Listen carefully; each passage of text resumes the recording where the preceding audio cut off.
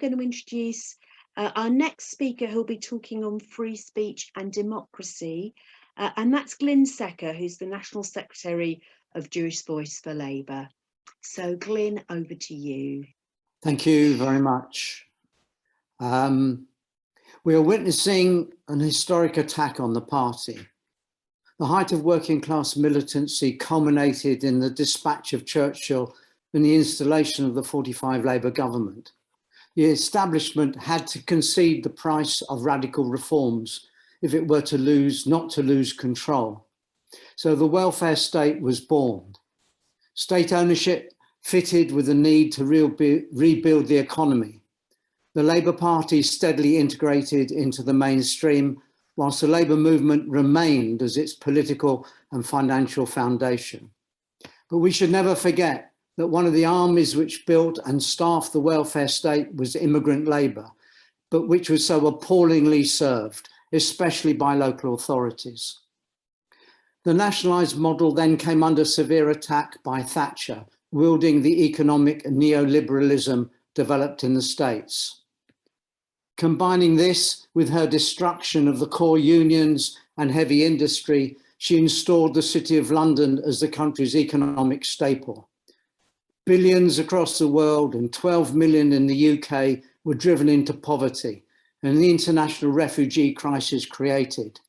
Then out of the blue came Jeremy Corbyn, connecting with this mass suffering, standing for domestic and international social justice, and he came within 2,500 votes of taking power. The establishment went into sheer panic. They thought they had disemboweled the Labour Party and the Labour movement under Thatcher. But this time, with a weakened movement and no threat of mass industrial action, they set about their task, determined to pay no ransom. Unable to attack the hugely popular manifestos, they set about a character assassination of Corbyn and the credibility of the party. The prospect of support for Palestine coming from a Labour government threatened the whole policy of the West in the Middle East. So their solution was to focus on Israel as core to Jewish identity and define support for Palestine as a threat to Israel and thus as anti-Semitic. With the mainstream media blasting out this agenda, both Jeremy and the party's characters were destroyed and the 2019 election was lost.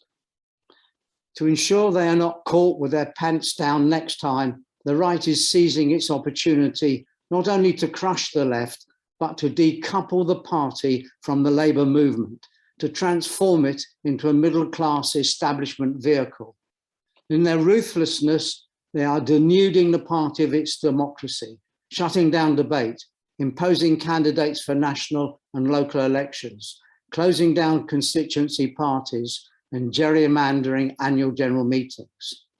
Now, using bans and prescriptions of socialist organisations as a pretext for auto-expulsion for those who may have liked to post or were interviewed on their journals, often months, sometimes even years before those organisations were proscribed.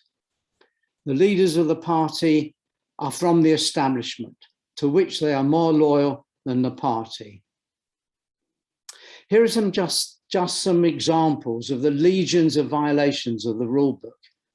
General Secretary Evans stated that as the IHRA was adopted by the party, branches have no power to overturn it, and any critical moments are therefore not competent business. So it may never be discussed, never be replaced by a better one or removed. It becomes written in stone, permanent, becomes of a higher order of all other rules. Leading solicitors, Bindmans, in their public letters to the party, pointed out that Rule 219 provides that the NEC will not sanction the mere holding or expression of beliefs and opinions. This affirms, said Bindmans, that Mr. Evans has acted outside of his powers. The EHRC report was given similar protection, that any question of it would make the party liable to court action. Bindmans state that this is ludicrous. A similar silencing was imposed on the legal settlement in the Ware case. And Byman's comments on this is that he's just fanciful. So let's come to the NEC, the sovereign body between conferences. Chakrabarty said the NEC should be the disciplinary body as it has a degree of separation from the administration. However, under Evans, the National Constitutional Committee has, in Byman's words, been hollowed out. 90% of its work has been transferred to the National Executive Committee, and the number of suspensions and expulsions has exploded. The NCC hears witness statements. The NEC doesn't. It's just a fast track out the door. The party has been using a code of conduct which is kept secret from the accused. Duncan Shipley Dalton QC, the architect of the Good Friday Agreement, no less, has described the Labour Party NEC as accuser, arresting officer, Crown Prosecution Service, judge, jury, and jailer, all rolled into one. Where's justice? Where's democracy? Apparently, there is now a race at party headquarters to suspend as many delegates as possible who might be voting against Evans as General Secretary. The process, in fact, appears to have got out of hand. One person has been expelled for opposing Trident, another for supporting free broadband and a 4-day week on the grounds that that must be racist. The new rules that are going to be introduced, just been released by the NEC, will mean candidates for office will not need to be members of the party for a year. So watch out for the parachutes from outside. Probationary members could be rejected by the General Secretary for full membership without any reasons given at all. Not complying with guidance suddenly becomes grossly detrimental to the party. The regional officer's guidance on competent motions will suddenly become a matter of expulsion. A new independent, quote, disciplinary body is to be set up, consisting of lawyers appointed by, yes, you've guessed it, the General Secretary. It will replace the NCC, which is an elected body. There is no mention of right of appeal, provision of legal representation for defendants, the right to know the complainant, right to have the charges specified. That is, no due process, no natural justice.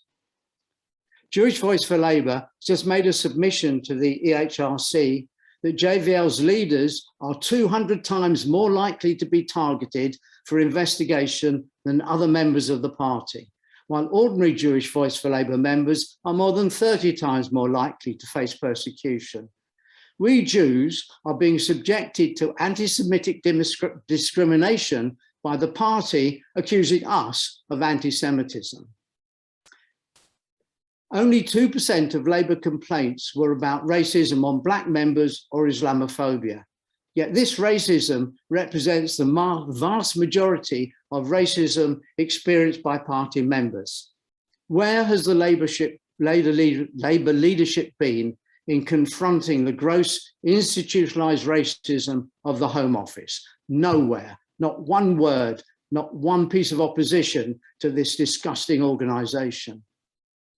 In the party as a whole, this attack on the left has been unprecedented in its history.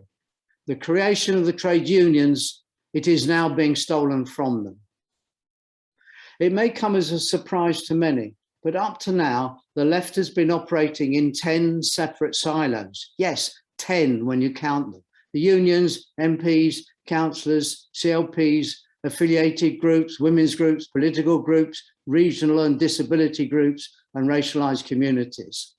This division has been a gift to the right. So coordination of these groups is urgent, and it is the motivation of this organization. Largely ignored, but actually which should be at the top of the list, has to be the democratization of the bureaucratic administration of the party. And the NEC has to be accountable to conference throughout the year, with main stakeholders having the right to recall conference. Above all, we must find a way to connect the resistance which has already started in unions and communities with the left groups in the party, to give them political expression. So I just want to finish with the amazing statement that everyone remembers Bob Crow for. If you want to stop them chasing you, stop running, turn round and fight. Now, comrades, is the time. Thank you. Thank you, Glyn. Just for those who are joining us on this seminar, and I want to have a discussion involving Ruth in respect of this. Obviously, the freedom of speech that we are referencing as a pillar of our manifesto is much broader than simply within the Labour Party. The Labour Party does need to be a platform for us all to have confidence that we can air our own views and be critical of others, and others be critical of ourselves. But this is about freedom of speech within society. And just to read from the start of our manifesto commitment, free speech and the right to question leaders, ideas, rules and laws are fundamental democratic rights that are increasingly under attack.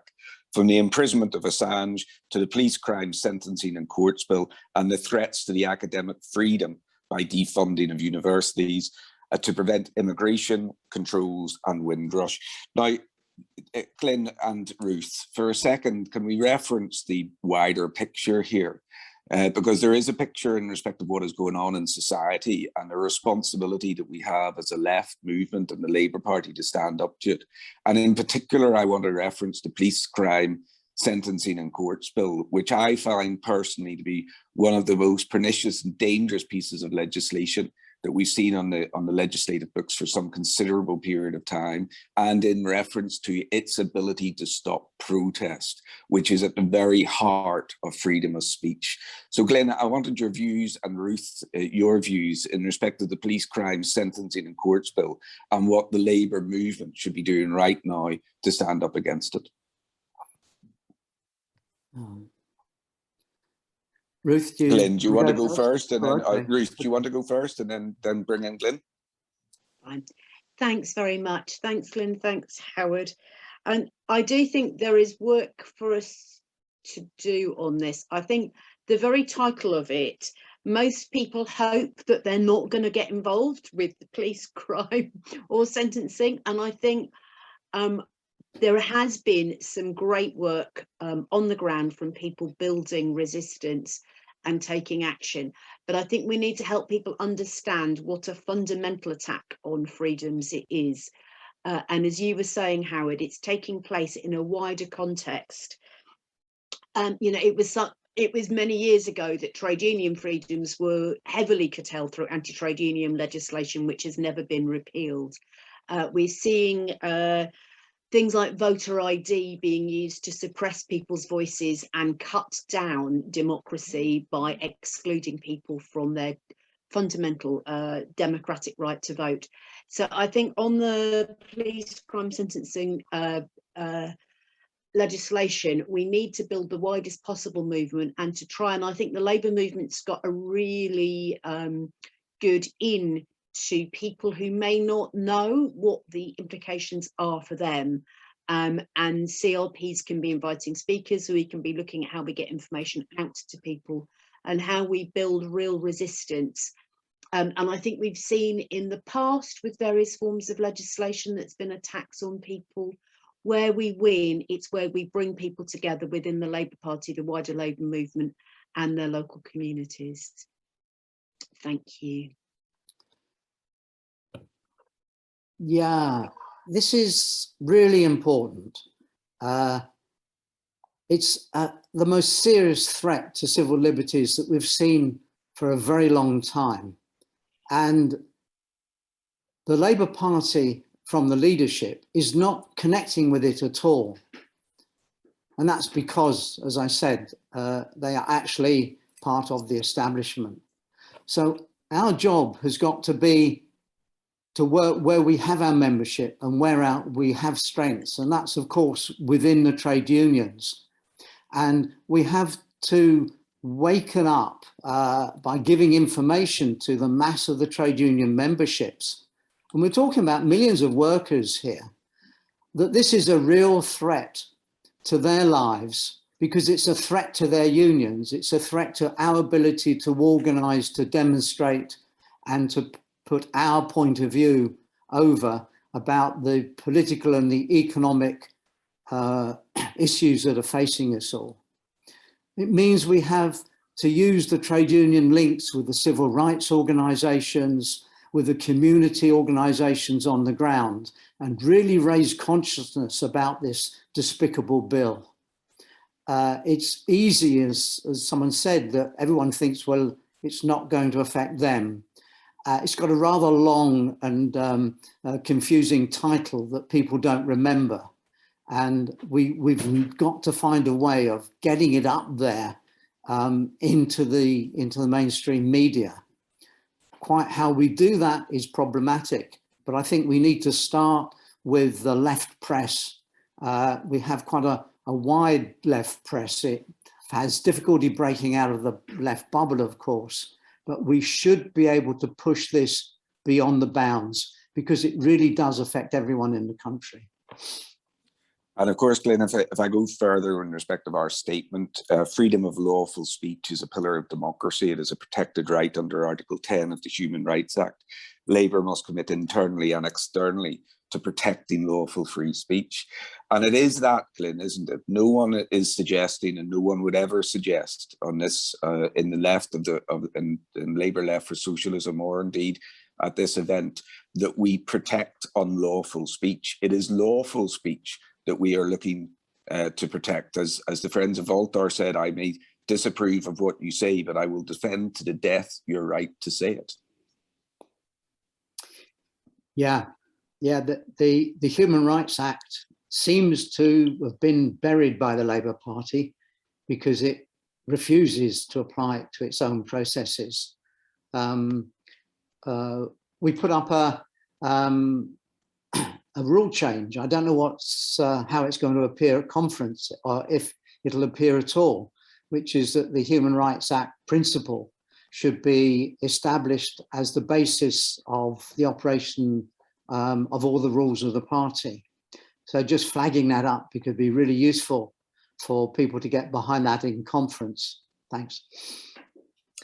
Thank you, Glyn. Excellent. Thank you very much for the contribution. And just to say once again to you all who are watching, freedom of speech is one of the pillars in respect of Labour Left for Socialism, because if we cannot discuss these issues, then society will be harmed as a result of it. We do not have to agree with each other, but we do have to protect the right of lawful speech, both within the Labour Party and within wider society.